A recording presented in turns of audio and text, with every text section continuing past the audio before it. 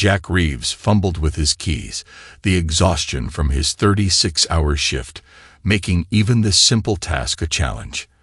As the lock finally gave way, he stumbled into the quiet of his home. The silence was a stark contrast to the chaos of the emergency room he'd left behind. He leaned against the closed door, eyes shut, reliving the day's triumphs. Mrs. Johnson's heart transplant had been successful. Little Timmy would walk again after that nasty car accident. Jack allowed himself a small smile. Days like these made the long hours worth it. Opening his eyes, he surveyed the dim entryway. His gaze fell on his daughter's backpack, carelessly tossed on the floor. A faint sigh escaped his lips. "Emily," he muttered, shaking his head.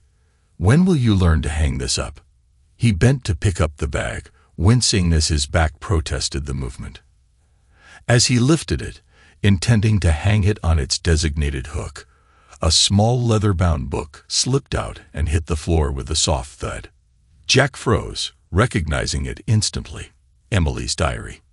He stared at it, warring with himself. The scout law, ingrained in him since childhood, echoed in his mind. Trustworthy, loyal.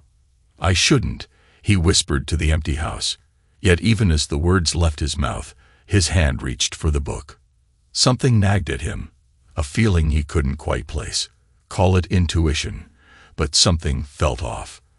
With trembling fingers, he flipped open the diary. His eyes scanned the pages, not really reading at first, just taking in his daughter's neat handwriting. Then, a phrase caught his attention, making his blood run cold. "And then second Dad took me to the science fair. He was so proud when I won first place. I wish Dad could have been there, but I know the hospital keeps him busy." Jack read the passage again and again.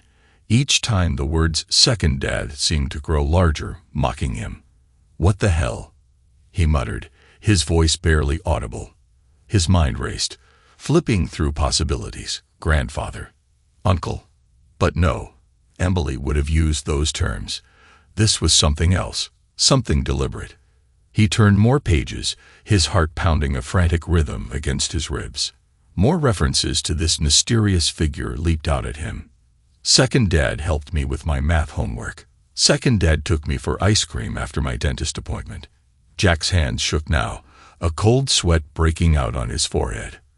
How long had this been going on? How had he not noticed? The sound of a car pulling into the driveway snapped him back to reality.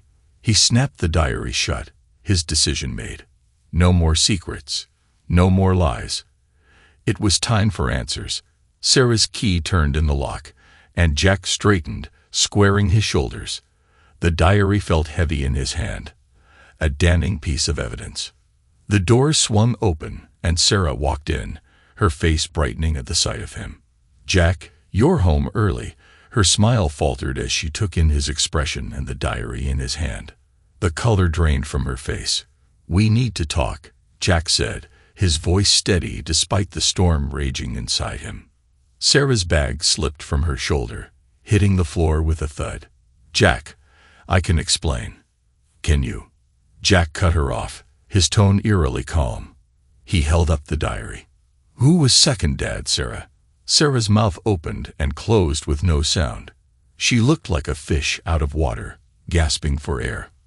"What I think, Jack," he continued, "is that my daughter has been calling another man Dad behind my back. What I think is that my wife has been lying to me. Am I wrong, Sarah?"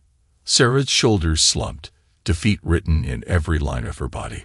"His name is Elan," she whispered, her voice barely audible. "Dr. Alan Blackwood. He was my professor in college." Jack felt as if he'd been punched in the gut. The room spun around him, and he had to lean against the wall to steady himself. "How long?" he managed to ask, dreading the answer. Sarah's eyes met his, filled with a mixture of guilt and defiance. 10 years. The words hit Jack like a physical blow. A decade, a whole decade of lies and betrayal. He opened his mouth to speak, but no words came out. What could he possibly say in the face of such a betrayal? Sarah took a step toward him, her hand outstretched. "Jack, please, let me explain. It's not what you think. Jack jerked away from her touch as if it burned. Not what I think, he spat, his calm finally cracking. What exactly am I supposed to think, Sarah? That you've been having an innocent relationship with your old professor for the last 10 years. That you just happened to forget to mention it. Sarah flinched at his words. I never meant for it to go this far. It just happened. Jack's laugh was bitter. Things like this don't just happen, Sarah. You made a choice. Every time you met him. Every time you lied to me. Every time you let our daughter call him Dad. You made a choice. The sound of the front door opening again cut through the tension. Margaret, Jack's mother, walked in with groceries. Her smile froze as she took in the scene before her. Jack, Sarah, what's going on? Margaret asked, her eyes darting between them. Jack turned to his mother, ready to explain when he caught the flicker of guilt on her face. His eyes narrowed. You knew, he said, his voice filled with disbelief and anger. Margaret set the groceries down, her hands trembling slightly. Jack, please let me explain. Explain what, Mom? Jack's voice rose, filling the small entryway. Explain that you've been covering for Sarah's affair. That you've been lying to me too. Margaret's eyes filled with tears. She nodded, unable to speak. Jack's laugh was hollow, devoid of any humor. How long have you known? I found out a few years ago, Margaret admitted, her voice barely above a whisper. I kept quiet to protect the family. I thought if I ignored it, it might go away. Jack shook his head, disgust evident in his expression. Protect the family by lying to me, by letting my daughter call another man Dad. Sarah stepped forward, reaching out to Jack again. Please, Jack, let's talk about this. I know I've made mistakes, but we can work through this, for Emily's sake, if nothing else. Jack jerked away from her touch once more. Mistakes. A decade-long affair isn't a mistake, Sarah. It's a choice. A choice you made every single day for 10 years. He turned to Margaret. And you're supposed to be my mother. How could you keep this from me? Margaret's tears flowed freely now. I'm so sorry, Jack. I thought I was doing the right thing. I didn't want to see our family torn apart. Well, congratulations, Mom, Jack said bitterly. You've succeeded spectacularly. Our family isn't torn apart. It's obliterated. With that, he pushed past them both, heading for the stairs. He needed to be alone to process this betrayal that seemed to infect every aspect of his life. Jack, wait. Sarah called after him. Where are you going? We need to talk about this. Jack paused on the stairs, not turning back. I'm going to check on our daughter. The one person in this house who hasn't been lying to me for years. His voice was cold, detached. Don't follow me. I can't even look at either of you right now.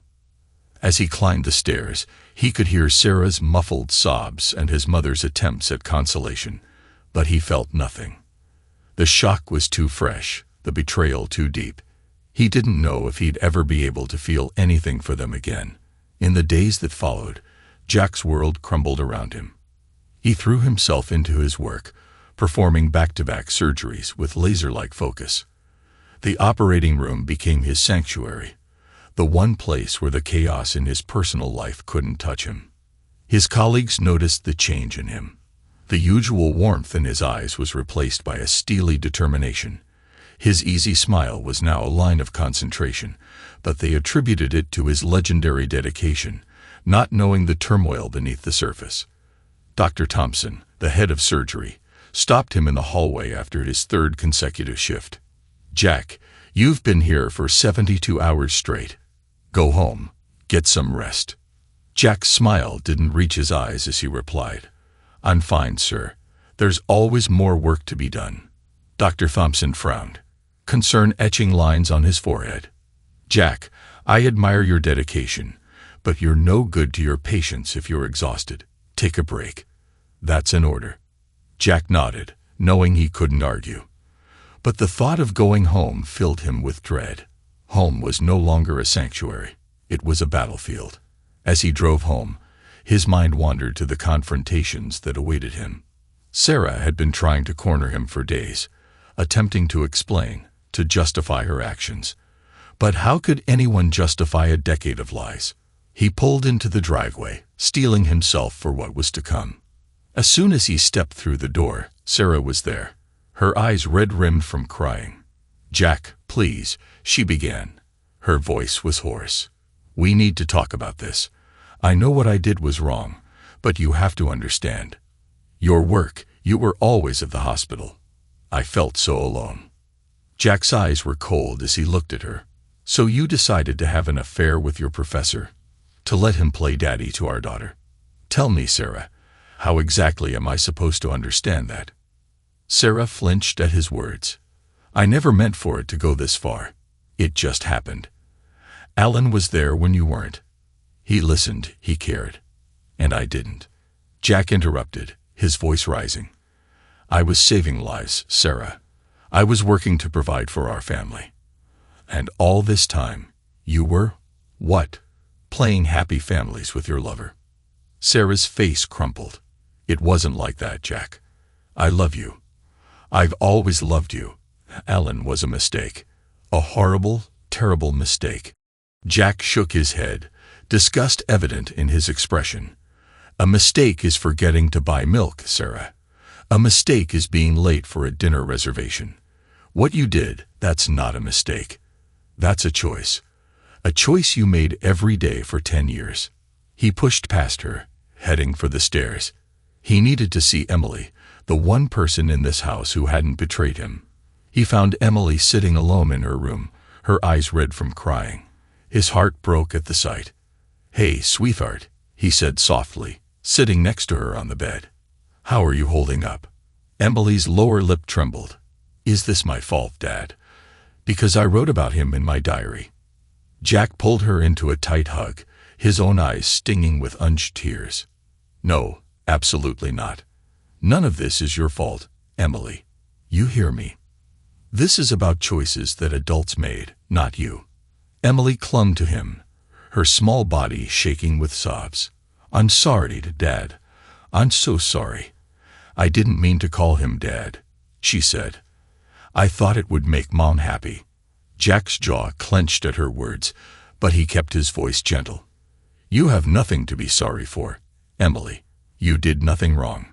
The adults in your life. We're the ones who messed up. But I promise you, we're going to fix this." Somehow, as Emily's sobs subsided, Jack felt a renewed sense of determination. He would get through this, for her sake if nothing else. He might not know what the future held, but he knew one thing for certain. He would do whatever it took to protect his daughter from the fallout of this betrayal. That evening, as Jack sat in his study, trying to make sense of the chaos his life had become, his phone rang. He didn't recognize the number, but something told him to answer. "Hello, Jack? This is Alan Blackwood." Jack's grip on the phone tightened, his knuckles turning white. The voice on the other end was smooth, almost condescending. "What do you want?" He managed to grit out. "I think it's time we discuss this situation like gentlemen, don't you?" Blackwood's tone was infuriatingly calm, as if they were discussing nothing more consequential than the weather. Jack's jaw clenched so hard he thought his teeth might crack. "Fine," he spat out. "Name the time and place." As he hung up, Jack's mind was already formulating a plan. This wasn't over. Not by a long shot. Blackwood might think he had the upper hand, but Jack was just getting started. He would protect his daughter, salvage what was left of his family, and make sure Blackwood paid for his part in this betrayal. The road ahead was uncertain, filled with challenges he never thought he'd have to face. But Jack Reeves was no stranger to adversity. He'd fought to save lives in the operating room, against impossible odds. Now he would fight for his family, for his daughter, for his very sense of self. As he looked out the window at the setting sun, Jack felt a strange calm settle over him. The storm of emotions that had been raging inside him for days quieted, replaced by a steely resolve. Whatever came next, he would face it head-on. He was Dr. Jack Reeves, and he didn't back down from a fight. The ambulance sirens pierced the night, their urgent wails growing louder as they approached County General Hospital. Dr. Jack Reeves stood at the emergency room entrance, his face a mask of determination. The call had come in 15 minutes ago. A devastating multi-car pileup on the highway. Multiple critical injuries. All hands on deck. As the first ambulance screeched to a halt, Jack's mind snapped into focus. The chaos of his personal life faded into the background. Here, in this moment, he was Dr. Reeves, trauma surgeon. Nothing else mattered. "What have we got?" Jack barked as the EMTs rushed the first stretcher towards him. Male, mid-30s, severe head trauma and possible internal bleeding. One of the EMTs rattled off. BP's dropping fast. Jack's hands were already moving, assessing the patient as they wheeled him inside. "Get him 2 or 3. Page Dr. Sanderson for neuroconsult. Move." For the next several hours, Jack was a whirlwind of activity. He moved from one critical patient to another, barking orders, performing intricate surgeries, making split-second decisions that meant the difference between life and death. In one moment, elbow deep in a patient's chest cavity, Jack felt a bead of sweat trickle down his forehead. "Suction," he commanded, his voice steady despite the tension in the room. "We've got a bleeder here." As he worked to repair the torn aorta, Jack's mind flashed briefly to Sarah, to the betrayal that had shattered his world. He pushed the thought away, focusing on the task at hand. He couldn't save his marriage, but he could save this life. Hours blended together as Jack moved from one emergency to the next. He was vaguely aware of the nurses murmuring in awe at his stamina, his laser-like focus. Let them talk. This was what he was born to do. As the crisis began to subside, Jack stepped out of the OR, peeling off his bloody gloves. He rolled his shoulders, feeling the ache of exhaustion setting in. But there was no time to rest. More patients needed him. He was heading towards the next room when he spotted a familiar figure in the hallway. His steps faltered as he recognized Dr. Alan Blackwood, the man who had been playing second dad to his daughter for years. Blackwood was standing with another doctor, engaged in what appeared to be a casual conversation, as if he hadn't torn apart a family. Their eyes met across the bustling ER. Blackwood's lips curled into a smirk, a look of smug superiority that made Jack's blood boil. Jack's hands clenched at his sides, the urge to wipe that smirk off Blackwood's face with his fist nearly overwhelming. For a moment, Jack saw red. He imagined striding across the room, grabbing Blackwood by his collar and slamming him against the wall. He could almost feel the satisfying crunch of the man's nose breaking under his fist. But then a nurse's voice cut through his violent fantasy. "Dr. Reeves, we need you in OR 1. It's critical." Jack blinked, the red haze receding. He took a deep breath, unclenching his fists with a last cold look at Blackwood. He could wait. As Jack scrubbed in for yet another surgery, he forced himself to focus, push away the anger, the betrayal, the hurt, channeling it all into saving lives. That's what he did best. That's what he could control. Hours later, as the sun began to peek over the horizon, Jack finally emerged from the OR. The crisis was over. They had lost 2 patients but saved many more. It was a victory, albeit a bittersweet one. As he headed towards the locker room, dead on his feet, a voice called out to him. "Dr. Reeves, a word please." Jack turned to see Dr. Harrison, the hospital administrator, beckoning him into his office. With a weary nod, Jack followed him in. "Remarkable work tonight, Jack," Dr. Harrison began, his tone grave despite the praise. "You saved a lot of lives." "Just doing my job," Jack replied, too tired for false modesty. "About that," Dr. Harrison continued, his expression turning grim, "I'm afraid I have some bad news. The board has decided that due to budget cuts, we need to eliminate 1 senior surgeon position." Jack felt a cold weight settle in his stomach. "I see," he said, his voice carefully neutral. "And I suppose I'm on the chopping block." Dr. Harrison spread his hands in a helpless gesture. Nothing's been decided yet, but I wanted to give you a heads up. The board will be reviewing all senior staff over the next week. I suggest you prepare to defend your position." Jack nodded, his mind already racing. He'd have to fight to keep his job, all while his personal life was in shambles. But he was Dr. Jack Reeves. He didn't back down from a fight. "Thank you for letting me know," he said. "Is there nothing else?" As he left Dr. Harrison's office, Jack's exhaustion was tinged with a new determination. He'd been backed into a corner, both personally and professionally, but he wasn't going down without a fight. Not by a long shot.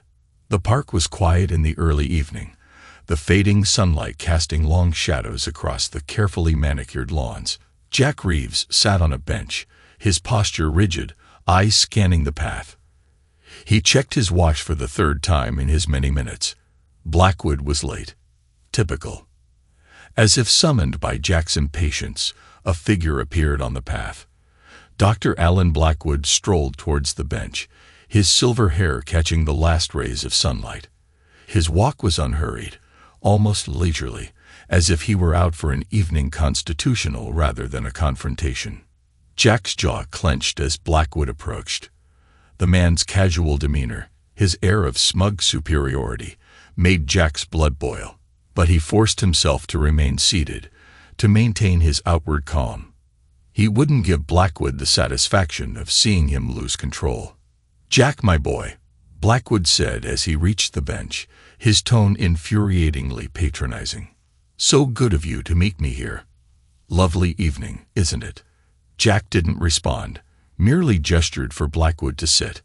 The older man lowered himself onto the bench, arranging his expensive coat around him with fastidious care. "Now then," Blackwood began, a condescending smile playing on his lips, "I think it's time we discuss this situation, like gentlemen. Don't you agree?" Jack remained silent, his eyes fixed on Blackwood's face. Let him talk. Let him dig his own grave. Blackwood, seemingly unperturbed by Jack's silence, continued. "I understand you're upset. It's a natural reaction. But I think, if you look at this objectively, you'll see that there's a way for all of us to benefit from this situation." Jack's eyebrow raised slightly, the only outward sign of his incredulity. Benefit? From his wife's infidelity? From the betrayal of his family? "You see," Blackwood went on, warming to his theme, "Sarah and Emily. They need me. I've been a part of their lives for so long now. And you, Jack, well, let's be honest. Your work keeps you away so much. They need a stable presence in their lives." Jack's hands clenched into fists, his knuckles white with the effort of restraining himself. But still, he said nothing. "What I'm proposing," Blackwood said, leaning inconspicuously, "is an arrangement. I continue to see Sarah and Emily. I can be there for them when you can't. Think of it as a support system for your family." The audacity of the suggestion nearly took Jack's breath away. For a moment, he was speechless with rage. But then, something shifted inside him. The cold, clear anger replaced the hot fury that had been burning in his chest. When Jack finally spoke, his voice was soft, but carried steel beneath the quiet tone. "An arrangement," he repeated, as if tasting the word. "That's an interesting proposal. Alan. May I call you Alan?" Blackwood nodded, a look of relief crossing his face. He clearly thought Jack was coming around to his way of thinking. "Let me counter with an arrangement of my own." Jack continued, his voice still dangerously soft. "Here's what's going to happen. You're going to walk away. From Sarah. From Emily. From my family. You're going to disappear from our lives so completely it'll be like you never existed." Blackwood's smug smile faltered. "Now, Jack, be reasonable. I'm not finished." Jack cut him off, his tone brooking no argument. "If you don't, I will destroy you. I will report you to the University Ethics Board. I will provide evidence of your inappropriate relationship with the student. Yes, Alan, I have evidence, and I will ensure that your academic career ends in disgrace." The color drained from Blackwood's face as Jack laid out his plan in excruciating detail. The older man's arrogance crumbled, replaced by a look of dawning horror as he realized the precariousness of his position. "You can't," Blackwood began. "But I can. And I will," Jack cut him off again. "Unless you do exactly as I say." Blackwood's mouth opened and closed with no sound. He looked like a fish out of water, gasping for air. "But what about Sarah? What about Emily?" he stammered.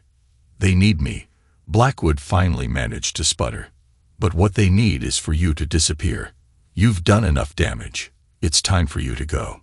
With that, Jack turned and walked away, leaving Blackwood sputtering threats and pleas behind him. He didn't look back. He didn't need to. He knew he'd won this round. As he strode out of the park, Jack felt a weight lift from his shoulders. For the first time since discovering Sarah's betrayal, he felt in control. Blackwood had thought he held all the cards, but Jack had just shown him how wrong he was.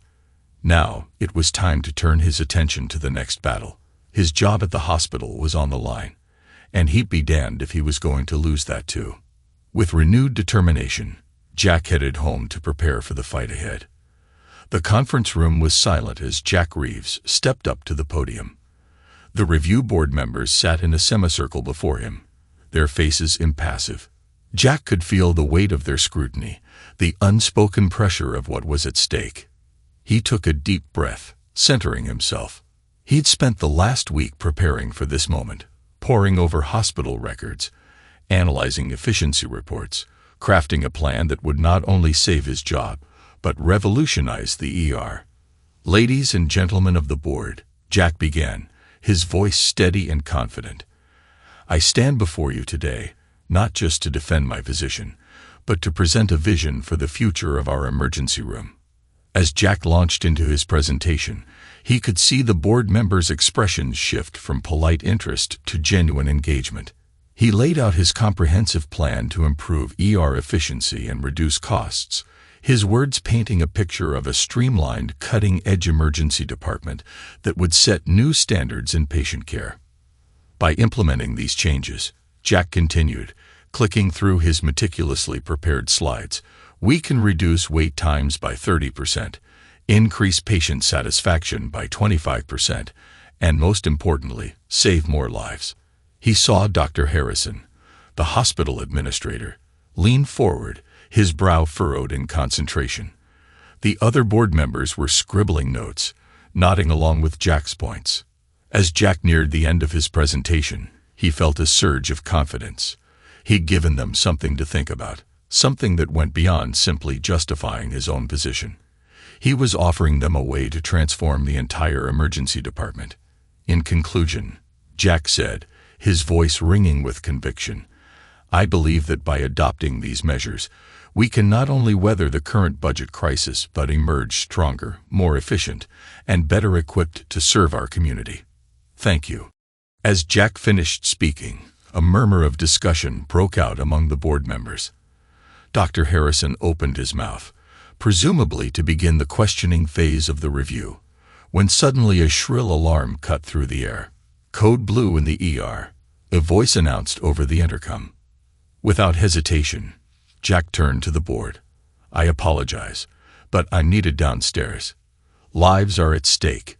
Before anyone could object, Jack was out the door, racing towards the emergency room. As he ran, he could hear footsteps behind him. The board members were following. Jack burst into the ER to find chaos. A patient on a gurney was convulsing, surrounded by frantic nurses. "What's the situation?" Jack barked, already moving towards the patient. "Male, 50s, cardiac arrest," a nurse reported. "We've been doing CPR for 10 minutes. No response." Jack's mind kicked into high gear, assessing the situation in seconds. "Get me the defibrillator," he ordered. "Start chest compressions. Push one of the AP units." As he worked, Jack was vaguely aware of the board members watching from the doorway, but his focus was entirely on the patient. Nothing else mattered. "Clear," Jack called, applying the defibrillator paddles. The patient's body jerked with the shock, but the heart monitor continued its ominous flat line. Again, Jack commanded, resuming compressions. "Come on, don't give up on me now." Minutes ticked by, feeling like hours. Jack's arms ached from the constant compressions, sweat beading on his forehead. But he didn't stop. He couldn't stop. Clear. He called again, delivering another shock. For a moment, nothing happened. Then, miraculously, a beep. Then another. The heart monitor sprang to life, showing a weak but steady rhythm. "We've got a pulse," Jack announced, his voice hoarse with exertion and relief. "Get him to the ICU stat." As the nurses wheeled the patient away, Jack finally allowed himself to breathe. He turned to find the entire review board staring at him, their expressions a mix of awe and respect.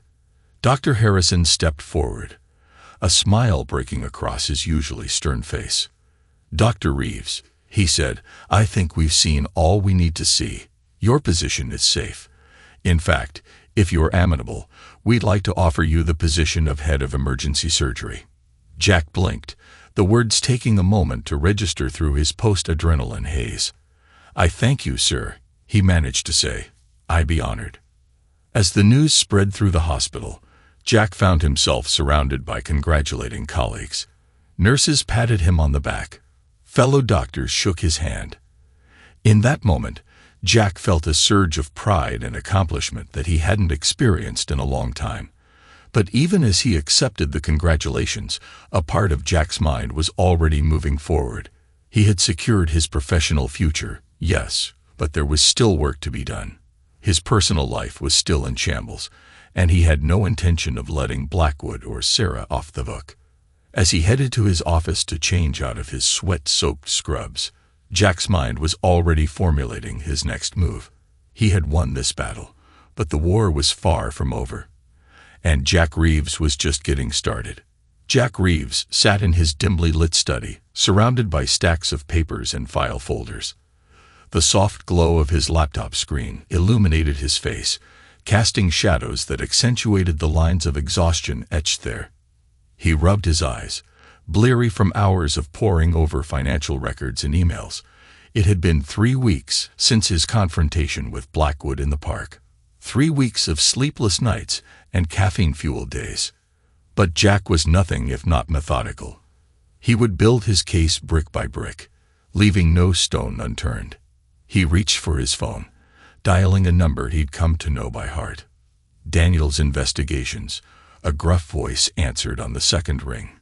"It's Reeves," Jack said, his voice low. "Any updates?" "Yeah, Doc, got some juicy stuff for you. Your wife and the professor met again yesterday. Got it all on camera this time." Jack's jaw clenched. Even after everything, even after I'd made it clear to Blackwood to stay away, they were still seeing each other. "Send me everything," he said, his tone clipped. As he hung up, Jack's eyes fell on a framed photo on his desk. It was from happier times. Him, Sarah, and Emily at the beach. All smiles and sunburned noses.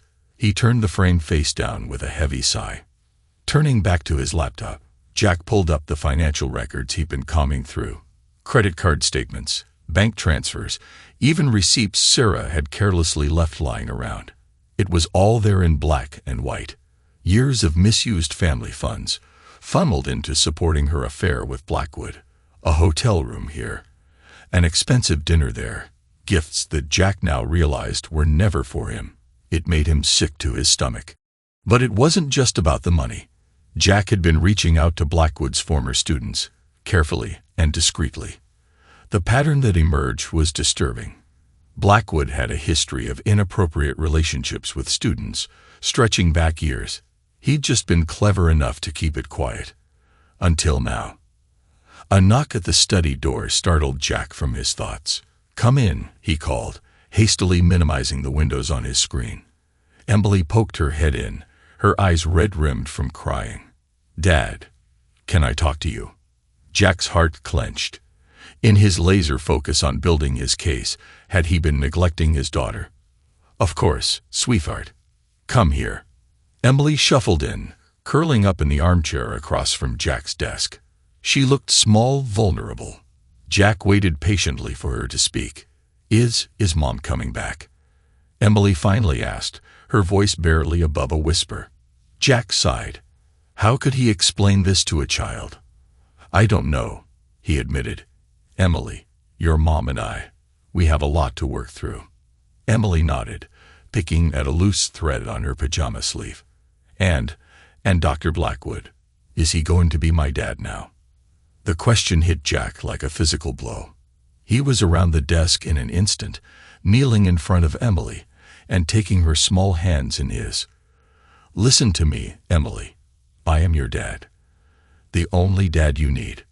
No one, not Dr. Blackwood, not anyone, is ever going to change that. Do you understand?" Emily nodded, tears spilling down her cheeks. Jack pulled her into a tight hug, his own eyes stinging with unused tears. As he held his daughter, he felt his resolve harden. He would see this through, not just for himself, but for Emily. Later that night, after Emily had gone to bed, Jack found himself staring at his phone again. He scrolled through his contacts, finger hovering over a name he hadn't called in years. Mike Hawkins, his oldest friend, a detective with the police department. Before he could talk himself out of it, Jack hit the call button. "Jack." Mike's voice was surprised but warm. "It's been a while, buddy. Everything okay?" Jack took a deep breath. "Mike, I need your help. And I need a friend." Over the next hour, Jack poured out the whole sordid story. The affair, the betrayal, the evidence he'd been gathering. Mike listened in silence, only occasionally asking for clarification. When Jack finally finished, there was a long pause on the other end of the line.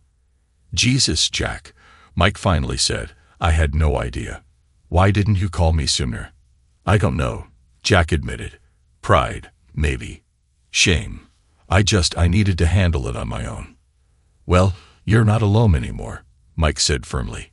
"Listen, what you're doing, building this case, it's smart, but you need to be careful. This Blackwood guy sounds like a real piece of work, and if he's as connected as you say, he could be dangerous." Jack nodded, even though Mike couldn't see him. "I know. That's why I called you. I need advice, Mike. Legal advice, sure, but I also need to know I'm not crazy, that I'm doing the right thing here." "You're not crazy, Jack," Mike assured him. "And from where I'm sitting, you're handling this about as well as anyone could. But listen, you need to be prepared for how ugly this could get. Are you sure you want to go through with this?" Mike asked. Jack's eyes fell on the face-down photo frame. For a moment, he saw Emily's tear-stained face in his mind. His jaw set. "I'm sure," he said. "I have to see this through. For Emily's sake, if nothing else." "All right, Mike," Mike said, "then let's do this right. Here's what you need to do." As Mike laid out a plan of action, Jack felt a weight lift from his shoulders. He wasn't alone in this fight anymore. And with Mike's help, he would make sure that Blackwood and Sarah faced the consequences of their actions. The game was far from over. But Jack Reeves was finally ready to make his move. The conference room at the Hilton was uncomfortably quiet. Jack Reeves sat at the head of the long table, his face an impassive mask. To his right sat Mike Hawkins, a thick folder in front of him. Across from them, Sarah fidgeted nervously, her eyes darting between Jack and the door. The tension in the room ratcheted up a notch as the door opened. Alan Blackwood strode in, his silver hair immaculately styled, a confident smile on his face. That smile faltered as he took in the scene before him. "What's going on here?" Blackwood demanded, his eyes narrowing as he spotted Mike. "Who's this?"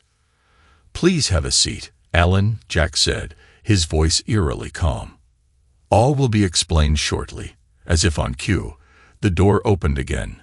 A distinguished-looking man in his 60s entered, followed by a woman about Blackwood's age and a sharp-eyed man in an expensive suit. "Dean Hartley," Jack said, nodding to the older man. "Mrs. Blackwood, Mr. Thompson.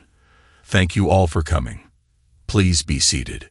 Blackwood's face had gone pale. "Jack, what is the meaning of this?" he sputtered. Jack leaned forward, his hands clasped on the table. "We're here to work things out, Alan. Isn't that what you wanted? To discuss our arrangement?"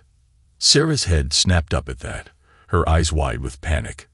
"Alan, what is he talking about?" Jack didn't give Blackwood a chance to respond. "Let me explain," he said, his voice carrying clearly through the room. "For the past decade, my wife, Sarah, has been carrying on an affair with Dr. Blackwood here. An affair that began when Sarah was his student." Dean Hartley's bushy eyebrows shot up. Mrs. Blackwood let out a small gasp. "That's preposterous," Blackwood blustered. "You have no proof." "Oh, but I do." Jack cut him off smoothly. He nodded to Mike, who began laying out photos on the table. Photos of Sarah and Blackwood together in various compromising positions, hotel receipts, bank statements, financial records showing how Sarah had been funneling their family's money to support this affair. Jack continued, his voice never rising above a conversational tone, and statements from several of Dr. Blackwood's former students detailing a pattern of inappropriate relationships stretching back years. The color had drained from Blackwood's face. Sarah was openly weeping now, her head in her hands. This is a setup," Blackwood tried. She tried to deny, but her voice lacked conviction. "Is it?" Jack asked mildly. He turned to Dean Hartley. "Dean, I believe you'll find all the evidence you need here to conduct a full ethics inquiry. Mr. Thompson can advise you on the legal implications." The lawyer nodded, already leafing through the documents with a grim expression. "Alan," Mrs. Blackwood spoke up, her voice trembling. "Is this true?" Blackwood opened his mouth, closed it, then tried again. "Margaret, I can explain." But Jack wasn't done. "Oh, there's more," he said, his eyes glinting. "Sarah, would you like to explain to everyone how you've been misusing funds from your research grant to pay for your little rendezvous?" Sarah's head snapped up, her tear-streaked face a mask of horror. "Jack, please," she begged. "Don't do this." "Do what, Sarah?" Jack asked, his facade finally cracking. "Tell the truth. Isn't that what you should have done years ago?" The room descended into chaos. Blackwood and Sarah began shouting accusations at each other, their masks of civility finally shattering. Mrs. Blackwood dissolved into tears. Dean Hartley and Mr. Thompson huddled together, speaking in urgent whispers as they pored over the evidence. Through it all, Jack sat silent, watching the destruction he'd wrought. He felt no joy, no satisfaction, just a bone-deep weariness, and a glimmer of hope that maybe, just maybe, this nightmare was finally coming to an end. As the shouting reached a fever pitch, Mike leaned over to Jack. "You okay, buddy?" he asked quietly. Jack nodded, his eyes never leaving the scene before him. "I will be," he said. "Let's finish this." With that, Jack stood, silencing the room with his presence. "I think we're done here," he said, his voice cutting through the tension like a knife. "Dean Hartley, Mr. Thompson, I trust you have what you need. Mrs. Blackwood, I'm sorry you had to find out this way. Sarah," he paused, meeting his wife's tear-filled eyes, "I'll have my lawyer contact you about the divorce proceedings." Without another word, Jack turned and walked out of the room, Mike close behind him. As the door closed, he could hear the chaos erupting again behind him. But for the first time in months, Jack felt a sense of peace. The trap had been sprung. Now all that was left was to deal with the aftermath. The university auditorium was packed, a low murmur of voices filling the air. At the front, a panel of stern-faced administrators sat behind a long table. In the center, looking small and defeated, sat Dr. Alan Blackwood. Jack Reeves watched from the back of the room, his face impassive. He debated whether to attend this ethics inquiry at all. But in the end, he felt he needed to see it through, to witness the final act of this sordid drama. The head of the ethics committee, a severe-looking woman with steel-gray hair, called the room to order. "Dr. Blackwood," she began, her voice carrying clearly through the hushed auditorium, "you stand accused of multiple ethical violations, including inappropriate relationships with students and misuse of university resources. How do you plead? Blackwood, his once proud shoulders now slumped, barely raised his head. I cannot deny the charges, he said, his voice barely audible.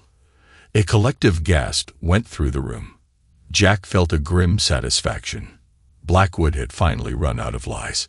What followed was a thorough and damning presentation of evidence, emails, witness statements, financial records. With each new revelation, Blackwood seemed to shrink further into himself. When it was over, the verdict was swift and unequivocal. Blackwood's tenure was revoked. His academic career lay in tatters. As security escorted him from the room, his eyes met Jack's for a brief moment. There was no anger there, no defiance, just a haunted, empty look that almost made Jack pity him. Almost. As Jack left the auditorium, his phone buzzed. A text from Mike. It's done. Sarah's out. Jack allowed himself a small smile. Sarah's own ethics inquiry at her research institute had concluded. Like Blackwood, she'd been found guilty of ethical violations and financial misconduct. Her career as a researcher was over. The next few weeks passed in a blur of legal meetings and court appearances.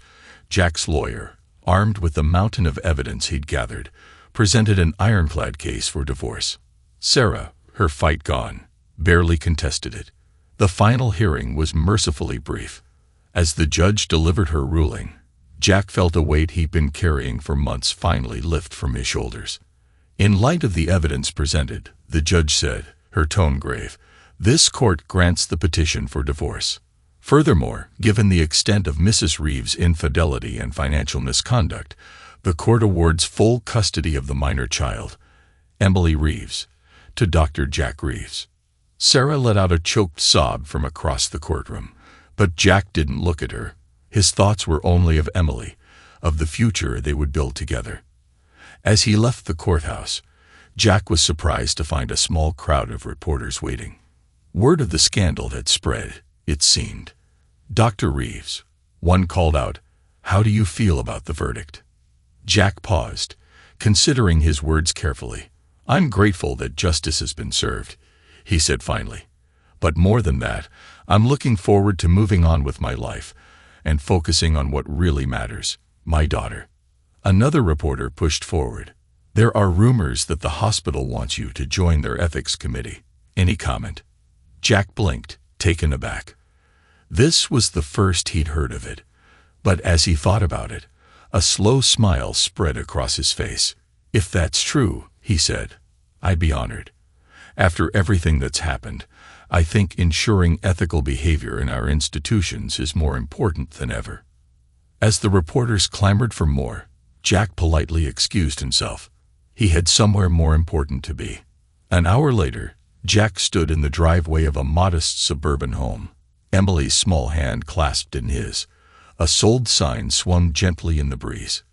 Well, what do you think? Jack asked, looking down at his daughter. Is this going to be a good new home for us? Emily looked up at him, a tentative smile on her face. It's nice, she said, but it's going to be different, isn't it? Without Mom, Jack knelt down, bringing himself to Emily's eye level. It is going to be different, he admitted, but different doesn't have to mean bad. We're going to make this our home, you and me. And I promise you, Emily, I'm going to be here for you. Always. Emily's smile grew a little stronger. I know, Dad, she said. Then, unexpectedly, she threw her arms around Jack's neck in a fierce hug. You're the only dad I need, she whispered. Jack hugged her back just as tightly, feeling the sting of tears in his eyes. For the first time in what felt like forever, he allowed himself to feel a glimmer of hope, of healing. As they broke apart, Jack stood and ruffled Emily's hair. Come on, he said, fishing the new house keys out of his pocket. Let's go check out your new room. Hand in hand, father and daughter walked up the path to their new home. Behind them, the sun was setting, painting the sky in vibrant oranges and pinks. It was, Jack thought, a fitting end to this chapter of their lives. And as he opened the door to their new home, Jack Reeves felt ready, at last, to begin writing the next one. Thanks to everyone who took the time to listen to today's stories. If you enjoyed it, please consider liking and subscribing if you haven't already. Feel free to share your thoughts on the events in the comments below. Take care.